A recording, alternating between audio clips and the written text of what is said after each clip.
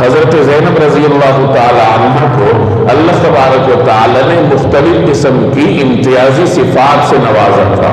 چنانچہ یہ بڑی عابدہ زاہدہ خاتون تھی، نہایت علم و فضل والی تھی۔ اللہ نے انہیں کمال کی جرت نصیب فرمائی تھی، اور اللہ تبارک و تعالی نے انہیں فصاحت اور بلاغت بھی بڑے کمال کی عطا فرمائی تھی۔ ان کی عبادت کے بارے میں مورخین لکھتے ہیں کہ یہ راتوں کو اٹھ اٹھ کے تہجد پڑھنے والی تھی، اور کیوں نہ پڑھتی، انہوں نے بچپن میں ہی اپنی والدہ سیدہ فاطمہ الزہرا رضی اللہ تعالی عنہا کو دیکھ رکھا تھا کہ وہ کس طریقے سے اپنے رب کے ساتھ مناجات کرتی تھی، اور اللہ نے کتنی رقت قلبی ان کو عطا کی تھی۔ تو اپنی والدہ کے نقش قدم پر چل کر حضرت زینب بنت علی رضی اللہ تعالی عنہا بھی نہایت عابدہ زاہدہ تھی، کثرت سے روزے رکھا کرتی تھی، اور راتوں کو اٹھ کے تہجد پڑھتی تھی۔ اور بعض حضرات نے سیدنا حسین رضی اللہ تعالی عنہ کا یہ جملہ نقل کیا ہے کہ عین کربلا کے میدان میں جس وقت یقین ہو گیا تھا کہ اب ہمارا زندہ بچنا مشکل ہے، تو سیدنا حسین رضی اللہ تعالی عنہ نے اپنی اس بہن حضرت زینب بنت علی سے فرمایا تھا کہ اے میری بہن، اپنے رات کے نوافل کی دعاؤں میں مجھے یاد رکھنا۔ تو حضرت حسین کے اس وصیت اور اس جملے سے ہی واضح ہوتا ہے کہ حضرت زینب رضی اللہ تعالی عنہا رات کو نوافل پڑھنے میں اپنے ماحول میں شہرت رکھتی تھی، اور اللہ تبارک و تعالی نے انہیں تہجد پڑھنے میں اور رب سے مناجات کرنے میں ایک خاص ذوق اور ملکہ عطا فرمایا تھا۔ یہ تو ان کی عبادت کی صورتحال تھی۔ علم و فضل کی یہ صورتحال تھی کہ انہیں عقیلۃ بنی ہاشم کہا جاتا تھا کہ یہ بنی ہاشم کی سب سے عقل مند خاتون ہے۔ اللہ نے انہیں کمال کی کا عقل و فہم اور علم و فضل عطا فرمایا تھا۔ تو یہ ان کی عقل مندی کا شہرہ تھا کہ انہیں پورے بنو ہاشم خاندان کی سب سے عقل مند خاتون سمجھا جاتا تھا۔ جرت کا یہ عالم تھا کہ جب سیدنا حسین رضی اللہ تعالی عنہ سفر کے لیے روانہ ہوئے کوفہ جانے کے لیے، تو سب کو معلوم تھا کہ یہ خطرناک سفر ہے۔ مختلف صحابہ کرام نے سیدنا حسین رضی اللہ تعالی عنہ کو روکنے کے لیے اپنے طور پر کوشش کی، چونکہ ہر صحابی رسول کے دل میں حضرت حسین رضی اللہ تعالی عنہ کی محبت تھی، اور ہر صحابی یہ چاہتے تھے کہ یہ عافیت کے ساتھ رہے۔ تو اس پرخطر سفر سے روکنے کے لیے ہر صحابی نے کوشش کی۔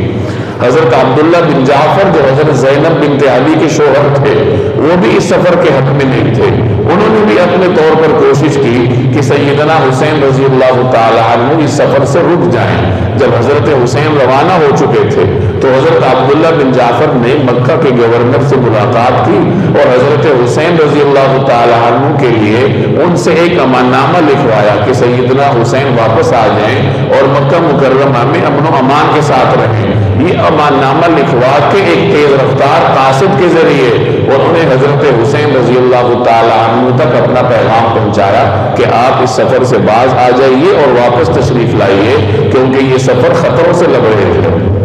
بہرحال تو جب بہت سارے لوگ اس سفر سے حضرت حسین کو جانے کے لیے روک رہے تھے، تو حضرت حسین کی یہ بہن حضرت زینب بنت علی ان کے ہمراہ تھی۔ یہ ان کی جرت کا ایک واضح نشانی اور علامت تھی کہ اس قدر پرخطر سفر کے لیے وہ اپنے بھائی کا ساتھ دینے پر آمادہ ہوئی، اور اپنے کم سن بچوں محمد بن جعفر اور عون بن محمد بن عبداللہ بن جعفر اور عون بن عبداللہ بن جعفر کو بھی اپنے ہمراہ لیا۔ یہ ان کے دونوں کم سن بیٹے تھے جو اس سفر کے دوران حضرت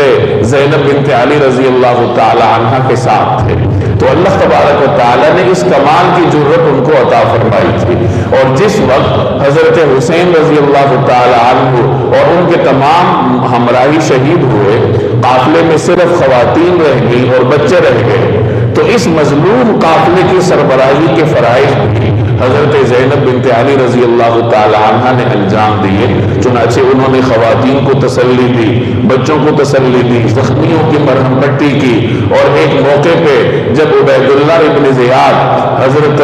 زید العابدین علی بن حسین رضی اللہ تعالی عنہ کو شہید کرنے کے درپے ہوا، جو کہ اس قافلے میں سے بچنے والے واحد مرد تھے، یہ بیمار تھے، 23 یا 25 برس ان کی عمر تھی اور بیماری کی وجہ سے لڑائی میں شرکت نہ فرما سکے، اللہ تبارک و تعالیٰ نے ان کی حفاظت فرمائی اور ان کے ذریعے سے اللہ نے حضرت حسین رضی اللہ تعالیٰ عنہ کی اولاد کا سلسلہ چلایا۔ تو بہرحال جس وقت عبید اللہ ابن زیاد جو کوفہ کا گورنر تھا، اس نے جب ان کو شہید کرنے کا ارادہ کیا تو حضرت زینب رضی اللہ تعالی عنہ نے انتہائی جرت کے ساتھ اپنے بھتیجے کی حفاظت کی اور کوفہ کے گورنر کو اپنے اس ناپاک ارادے پر عمل درآمد کرنے سے روکا۔